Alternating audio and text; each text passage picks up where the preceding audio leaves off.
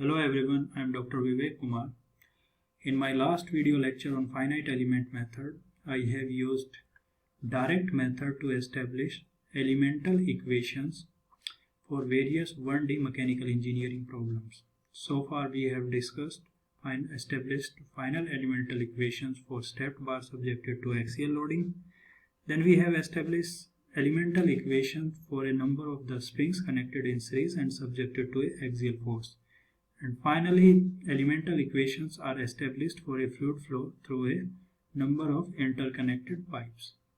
In this video lecture, we will be using the same direct method to establish and assemble elemental equations for a number of the springs connected as parallel series system. So, in this video, we will be discussing this numerical exercise. Here we are having the 5 springs which are connected in series and parallel combination, and they are subjected to axial load P. So here we are having, we will be discretizing the system into 4 element, or you can say 5 element. Each element corresponds to a different spring. So for that purpose we will have discretized the element using 4 nodes. The first node is on the fixed spot, then the second node, third node, and fourth node is the free end at which the load is applied. So the element 1 and 2 will be sharing node 1 and node 2, and they are having springs K1 and K2. The third element will be using K3 spring, and this is connected between the second and the third node, and the spring 4 and 5 will constitute fourth element and the fifth element, and they are connected between the node 3 and node 5. So the standard form of elemental equation for any of these springs will be K coefficient matrix, spring coefficient matrix into displacement is equal to applied force. So when we expand this equation in the matrix forms, we will get the stiffness coefficient KII, KIJ, KJI, KJJ, and UI and UJ are the displacement at ij point, and Fij, I and J are the force acting on the ith and the jth node. Now let us apply these equations on the first element, which is having spring 1. So this is how we have applied this equation, and the stiffness matrix is obtained as K1 times this unity matrix with off diagonal terms as minus. Similarly, we can apply this equation on the second element having the K2 springs, and it is connected between the K1 between the first node and the second node. Here the numbering is very important.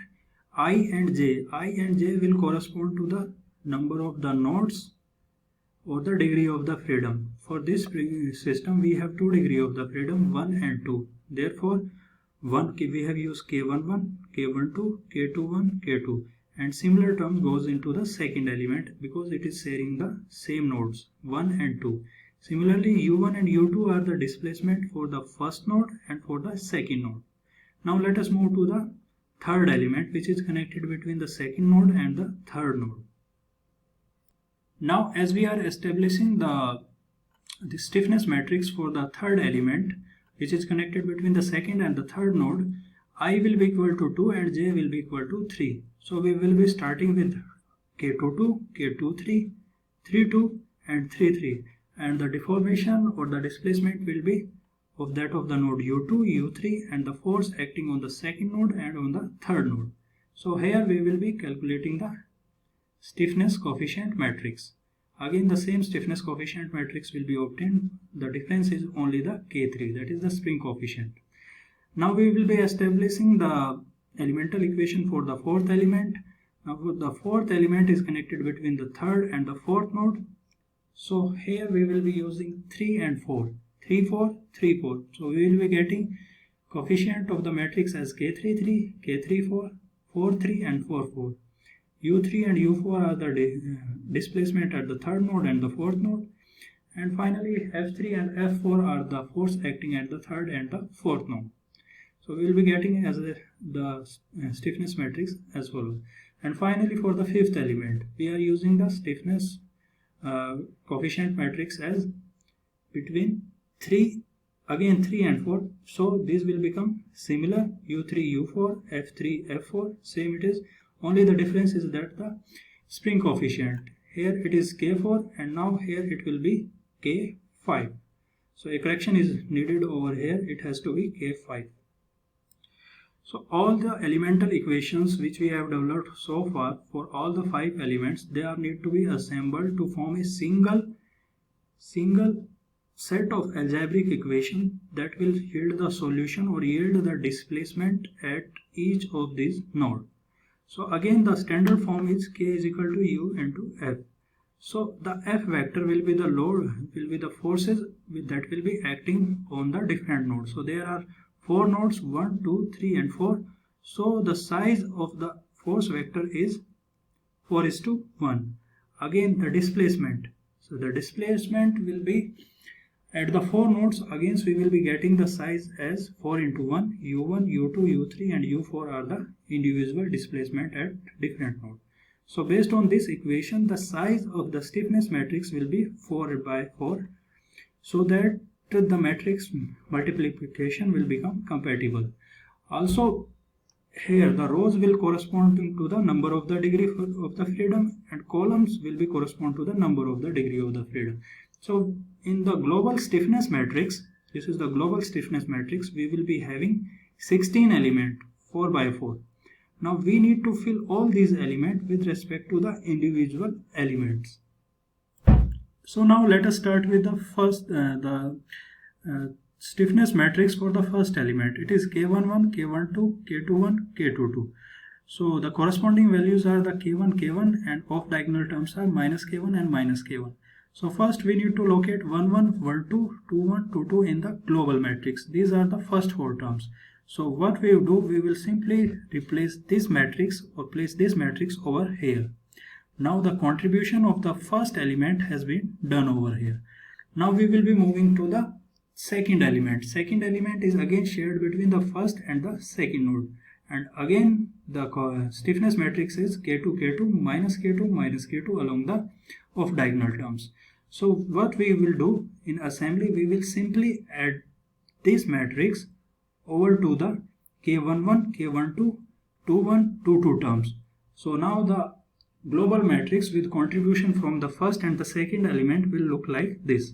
Similarly, we will go for the k3. Now k3 will be connected between the second and the third node.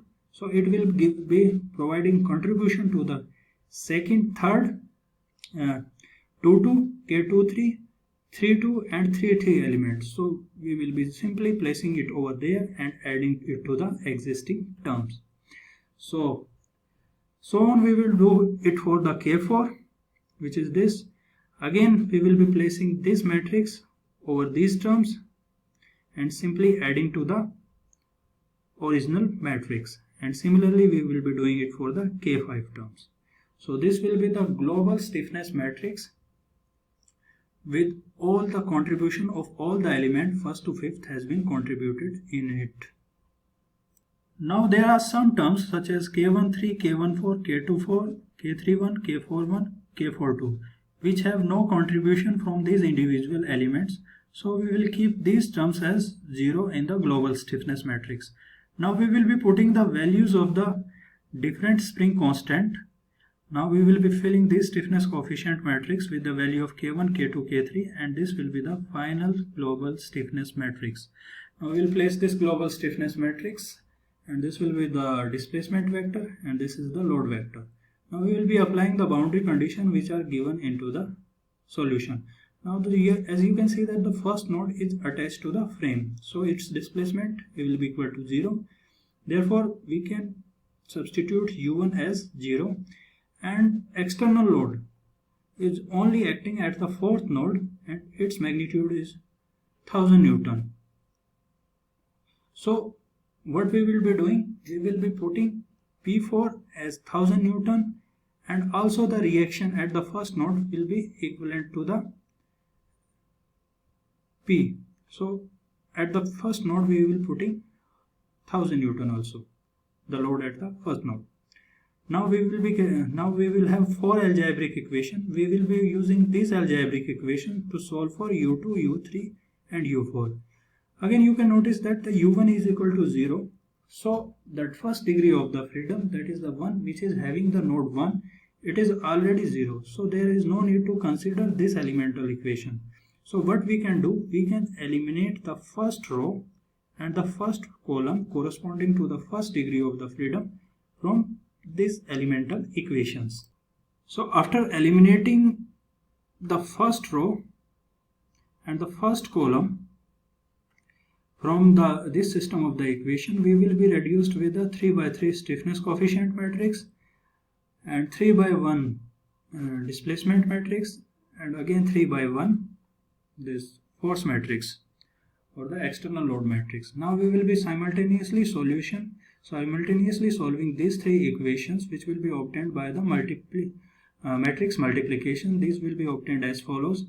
When we solve this simultaneously, we will be getting the deformation at the second node, third node and the fourth node.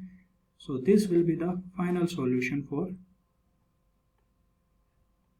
this problem, where we have to find the displacement at the second, third and fourth node under the application of the external applied load. At node 2 and 3 there is no external force acting in the system, thereby we have placed P2 and P3 as 0. Now let us apply the direct method approach of finite element method to determine the fluid flow rate through a number of interconnected pipes. So the physical properties such as viscosity and the density of the lubricant is already given over here. Then we have the pressure at the outlet of each pipes are already defined. The P2 pressure at the node second node, that is common to all the pipes, it is unknown.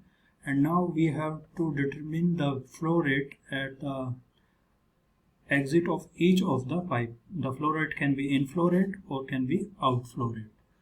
So in this problem, first we need to discretize the flow domain. So that can be done by using 5 nodes. The first and second node will correspond to the first element or the first pipe. Second and third node will collect the second element. Second and fourth will connect the third element. And finally second and fifth element will connect the fourth element. Now the problem can be defined as field variable. So for the field variable, we will be having the pressure at the different nodes 1, 2, 3, 4 and 5. So 1, 3, 4, 5 pressure is already given in terms of the PSI, pounds square inch, and the pressure at the second node is unknown. The external load can be specified at the lubricant flow rate that will be coming either going in or coming out from the second node, first node, third node, fourth node and fifth node. As compared to the second node, the total inflow rate from any of the pipe, combination of the pipe, and total flow out rate will be equal to 0 because it is an internal node. Means whatever will be the flow that will be coming towards the second node will be also going away from the second node. So as described earlier in the previous lectures, the elemental equations for any of these pipes can be written in this form. Kp is equal to Q. Here K is the stiffness matrix, P is the pressure vector and Q is the flow vector or the load imposed on the system. So again here we are having 5 nodes, so we will be having 5 degree of the freedom. Okay, so the this primary variable or the pressure vector will be 5 into 1, and the flow vector that will be analogous to the external load acting on the system. It will be again Q1, Q2, Q3, Q4 and Q5. However, Q2 value will be equal to 0 because it is an internal load. So the overall or the global stiffness matrix again can be identified by 5 into 5 square matrix, and all the terms are associated or depicted here.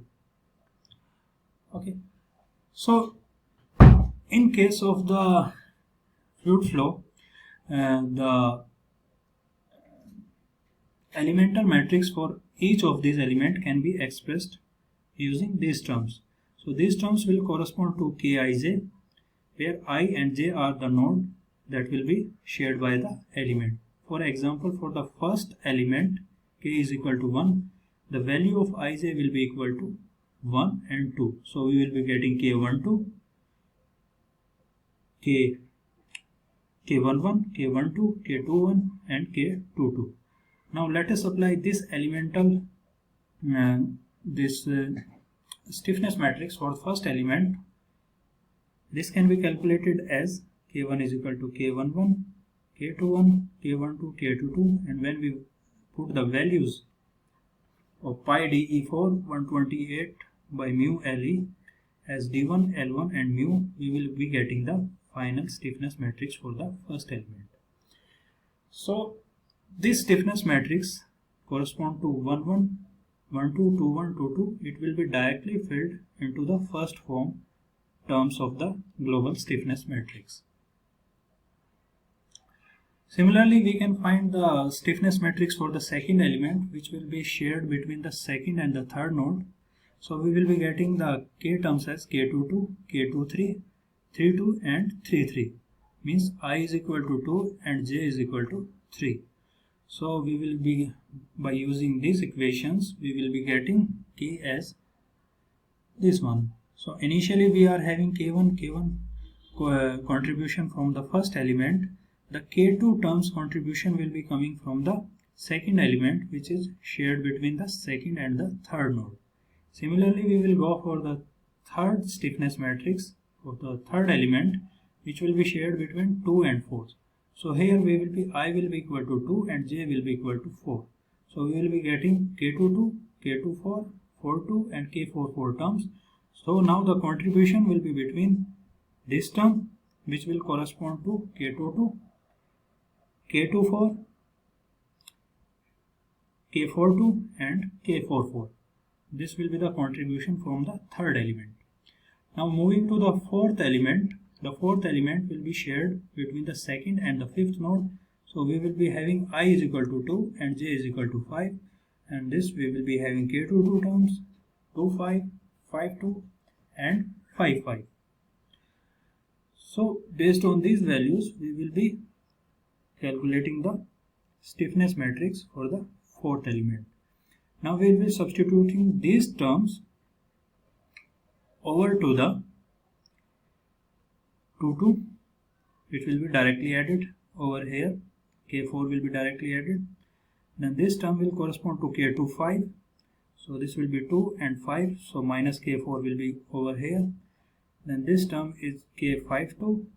And K52 we will be going to fifth row and second element. So we will be substituting minus K4 and K55 as K4, which will be directly going to the 55 term. So this will be the overall stiffness matrix for the entire system. So this is how the assembled stiffness matrix will look like. Now these red terms are the unfilled terms. This will be equated to 0 as they does not have any contribution from any of the element.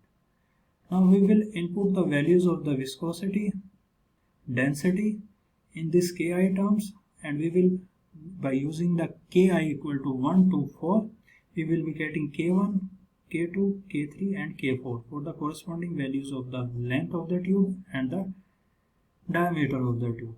So this will be the final stiffness matrix, or in terms of the fluid flow we can say it as fluidity matrix.